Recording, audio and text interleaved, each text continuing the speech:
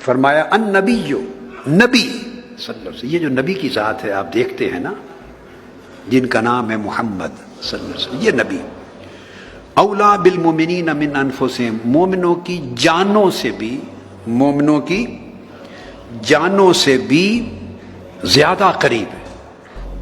قربان جائیں، دیکھیے مخلوق کو بات سمجھا رہا ہے نا اللہ، تو مخلوق کو سمجھانے کے لیے ان کے مرتبے کے مطابق بات کی۔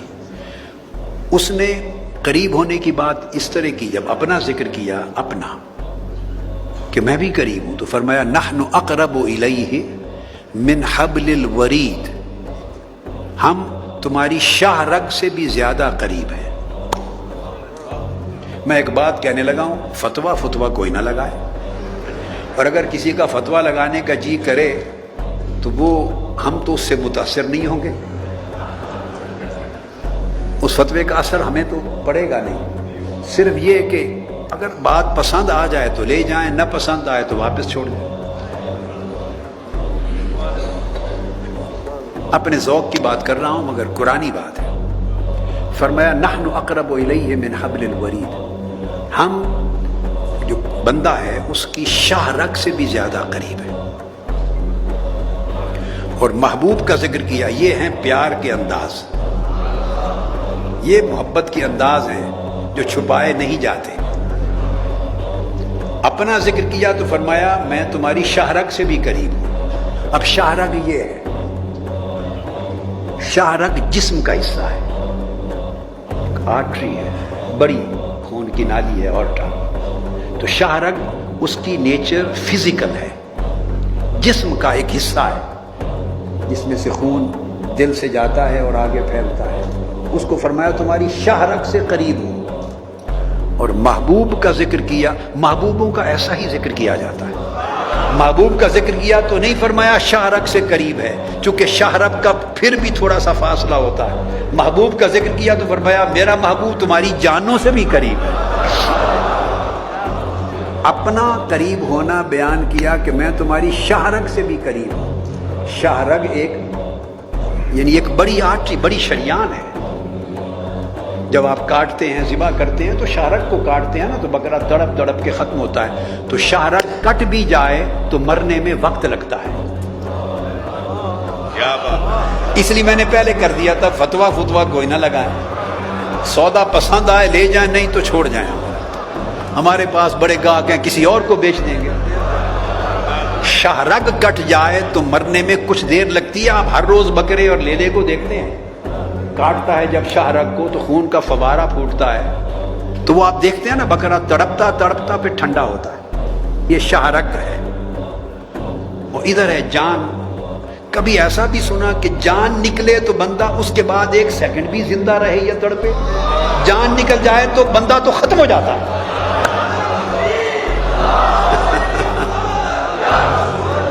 اس کا مطلب یہ ہوا کہ گویا جان ہی حضور کے ارد گرد گھومتی ہے،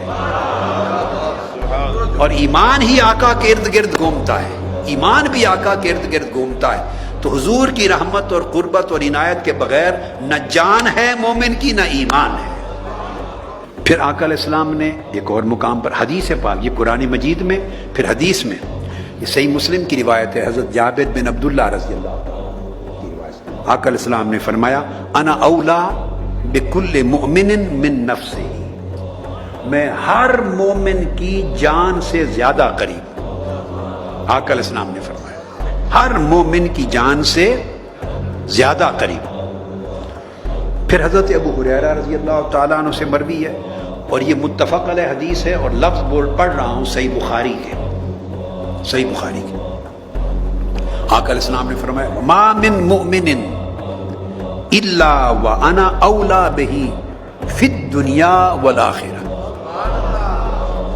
آقا علیہ السلام نے فرمایا کوئی مومن نہ ہے نہ ہو سکتا ہے مگر میں یہ کہ میں اس کے زیادہ قریب، یہ آگے وہاں تھا اولا بکل مؤمن من نفسہ اور النبی اولا بالمؤمنین من انفسہم، اب لفظ انفس کا نہیں بلکہ فرمایا انا اولا بہی فی الدنیا والآخرہ، دنیا میں بھی میں اس مومن کے قریب تر ہوں اور آخرت میں بھی سب سے قریب تر ہوں۔ جس کے قریب میں نہیں ہوں وہ مومن ہی نہیں ہو سکتا۔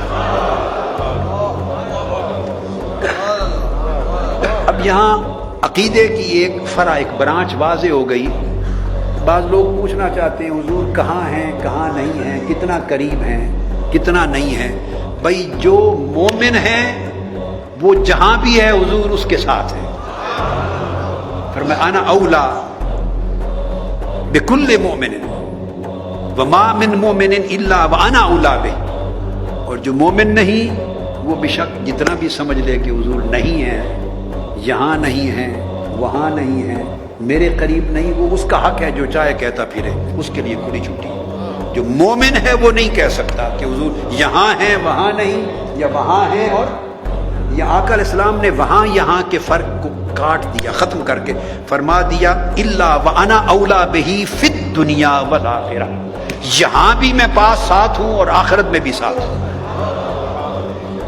یہ ہے رحمت للعالمین۔